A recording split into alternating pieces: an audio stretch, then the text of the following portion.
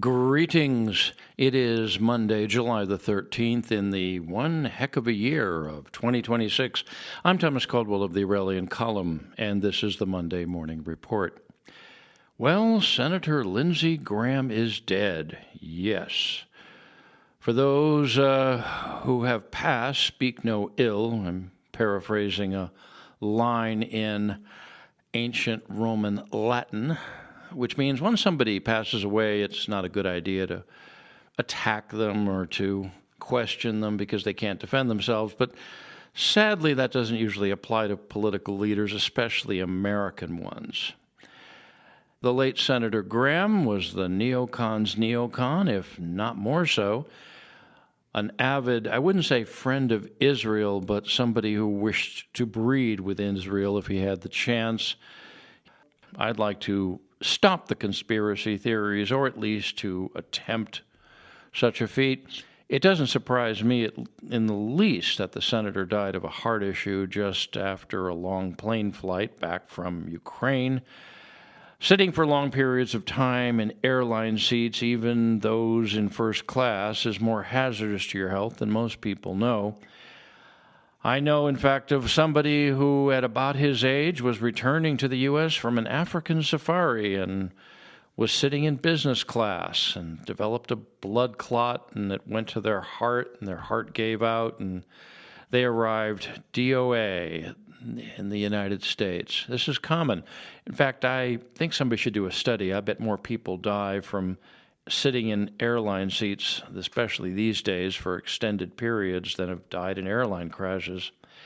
Anyways, the official cause of death from the preliminary is that it was something called an aortic dissection. In other words, the aorta breaks and blood starts to come out. It's supposed to be a very painful way to go, and it can hit anyone at any time with no warning, and that's apparently what happened. Still, the FBI is investigating the senator's death just in case it was not what it seems to be, but I wouldn't hold your breath. The thing to look for, though, right now, and old politicians die left and right, but when they do, nobody sits around and mourns them for too long. Who's going to replace the fellow? Well, let me tell you folks how that works. In the United States, when a senator, for some reason, has to leave office or chooses to or dies, the governor of the respective state, in this case South Carolina, appoints a replacement to serve out the rest of the term. Senator Graham was up for re-election in November, so this is going to be an interesting bit of political drama. The governors sometimes appoint themselves. A lot of governors want to be senators because then that means that they're one step closer to the White House, which is what a lot of them want to do. That'll be happening very shortly if the governor of South Carolina, who is also a Republican, appoints himself. He'll have a pretty good chance of winning the Senate seat on his own this coming November. But it's going to be an interesting time, and it's one that will be a lot of fun to watch. But the thing about Lindsey Graham is he really, really pushed and wanted a war with Iran. He got it. He felt very strongly that the United States should do anything that Israel asked of it, so much so that it was speculated early on that he'd be buried in Israel. He thought that, well, he was one of these Christian Zionists, and, a lot of them believe a rather insane idea that if there's a nuclear war, Jesus is going to be coming back and stepping out of a mushroom cloud full of radiation and death. Yeah, that's who we have at the heads of our affairs, except Mr. Graham is no longer there. And speaking of war with Iran, that conflict is now pretty much put in the category of regional war, and most likely it's going to have to be a war of conquest. Everything has fallen apart with that memo of understanding. The U.S. is pulverizing the place. At what price, though, will this war be won? As I report this, there are all sorts of reports coming out about the latest U.S. airstrikes, as well as those being conducted by Saudi Arabia on Yemen, and perhaps Iran itself. I would be very surprised if Saudi Arabia wasn't hitting Iran as well. That goes for Bahrain and Kuwait. They're probably in the fight already and have been doing so for a while. Iran has its propaganda machine running at full throttle, but little else. It's launching missiles and drones. Its navy consists of nothing more than a bunch of little speedboats.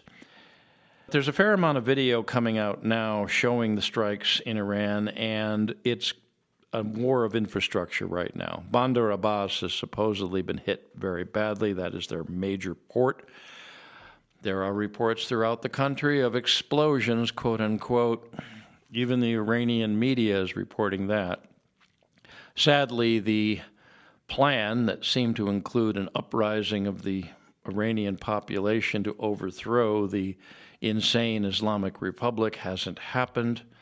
The crown prince in exile wasn't able to garner the support or get the weapons or get people excited, or his timing was off. It doesn't matter.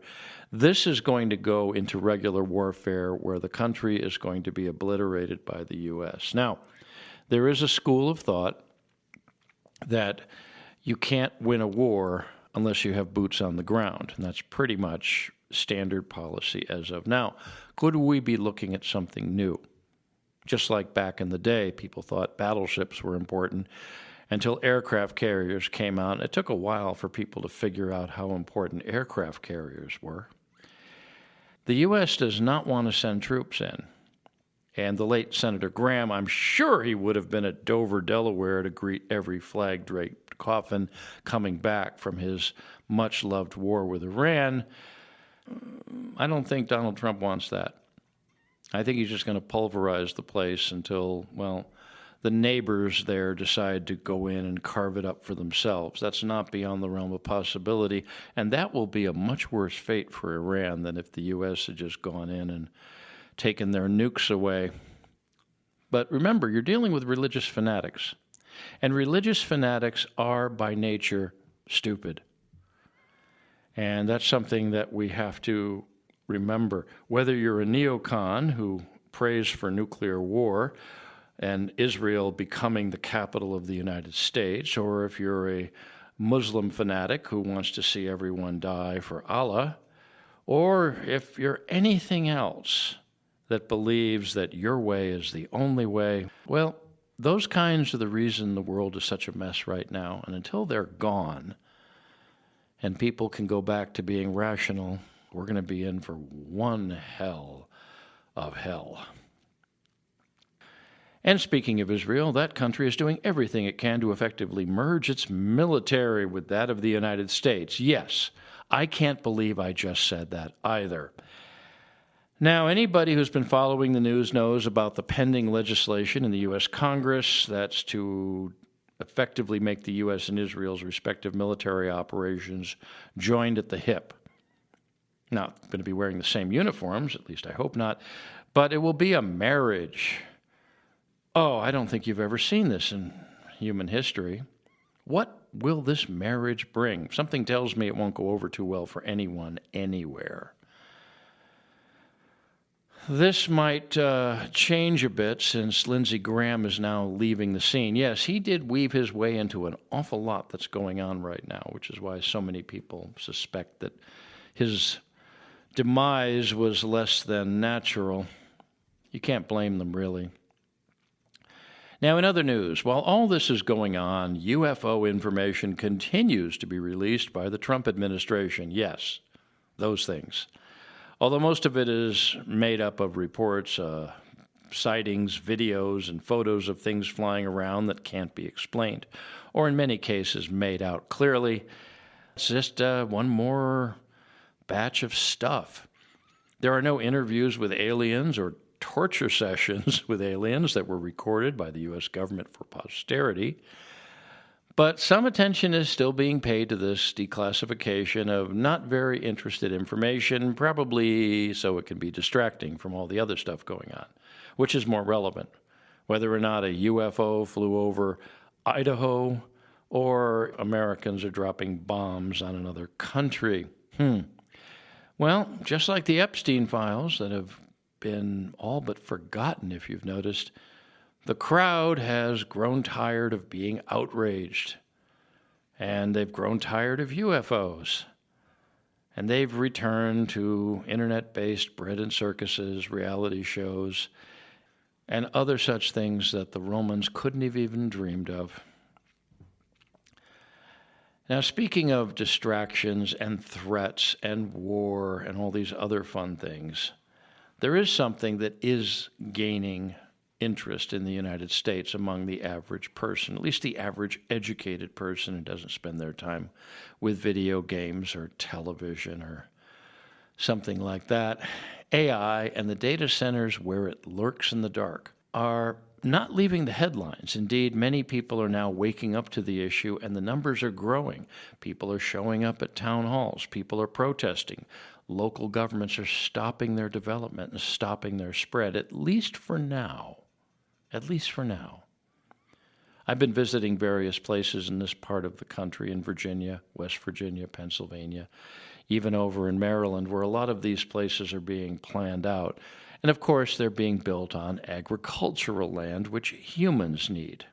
And once you build a massive industrial complex on agricultural land, it's very hard, not impossible these days, to recover it so you can grow things like corn, wheat, fruit, vegetables, stuff that we need, or even have it as grazing land for cattle or goats or other things. No. People are getting really upset about this. And it's important to understand why these data centers are being built, because if you do understand that, then you will have a much better reason for the urgency to stop them. When people think of AI these days, they're thinking of funny videos, especially ones showing heads of state, or the fact that Hollywood might be put out of business by AI because actors and all the other things you need to make a movie will no longer be necessary or relevant. As a noble a cause as that can be, there's more to it. Surveillance and control are a big part of this push to destroy our farmland and construct a dystopian hellscape our children will suffer and die under. Think about that. It's all about surveillance. And if you use AI to hunt down your political enemies, it's not difficult to do. We talked about warfare. One of the things that's come out in the last 10 to 20 years is drone warfare. Drones. And not just something that you use to fly around to look at things, something that has an explosive on it. And there's plenty of material online of Russians and Ukrainians using drones with explosive to hunt down and kill soldiers on the other side. Most of the North Koreans who were sent to fight on the side of the Russians in the Ukrainian conflict were massacred with drones from remote control.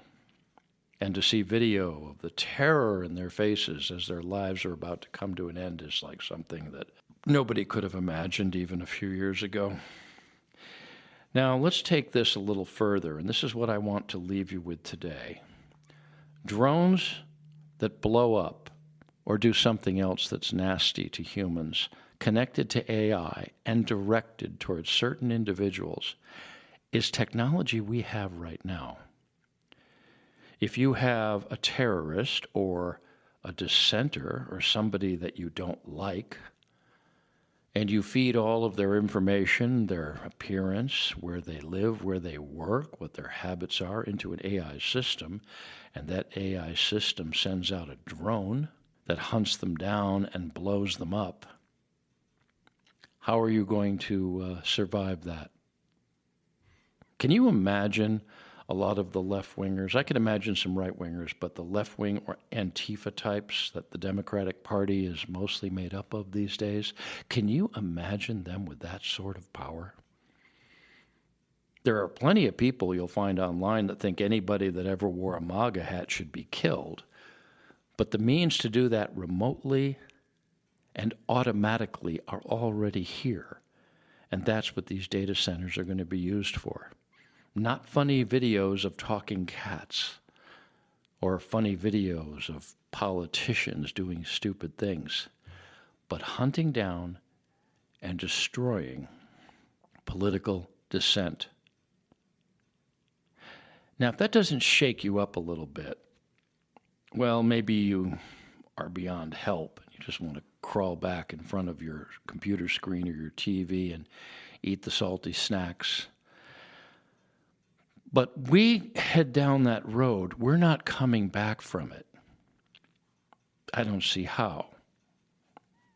Because to shut off something like that is not something out of a Hollywood movie like Terminator, where people got to go out with guns and shoot back at the monsters that looked just like them except had big eyes and looked like Arnold Schwarzenegger. No. We are at a fork in the road. The technology exists to do this now. Can you imagine any of the dictators of the 20th century, any of the strongmen, any of the military juntas, if they had that sort of technology, how they would have applied it? In South America, when they hunted down communists, they put them on helicopters and flew them out over the ocean. Can you imagine if they had something like this, an army of 1,000 drones, and just simply enter the names and photographs of people they want eliminated? There'd be no place to hide. We have become slaves of technology that is not being applied to the betterment of humanity, but to the power elite that wish to control us. They're taking away our land for growing food. They're giving us food that's poisonous. They're taking away our ability to use automobiles. Automobiles now require all sorts of safety issues that make it almost impossible to drive under some circumstances. And they're now trying to make it so that you can't repair any of these vehicles on your own. At what point do we leave behind the bread and circuses and take up the sword? I think that time is pretty close. Do you? That's it for today. If you appreciate my work, please like, subscribe, and share. Share with your friends and share with your enemies. And remember, enemies are real, and they're not nice. I can be reached at feedback@aureliancolumn.com. That's feedback@aureliancolumn.com. I'm up on X. My handle there is MICCAMPEN, MICCAMPEN. This podcast originates at Substack. My handle there is aureliancolumn.substack.com. Until we meet again, be good, be safe, be vigilant, and remember, clown world, the deep state, and artificial intelligence must be destroyed. And to my fellow Virginians, sic Semper Tyrannis. Good day.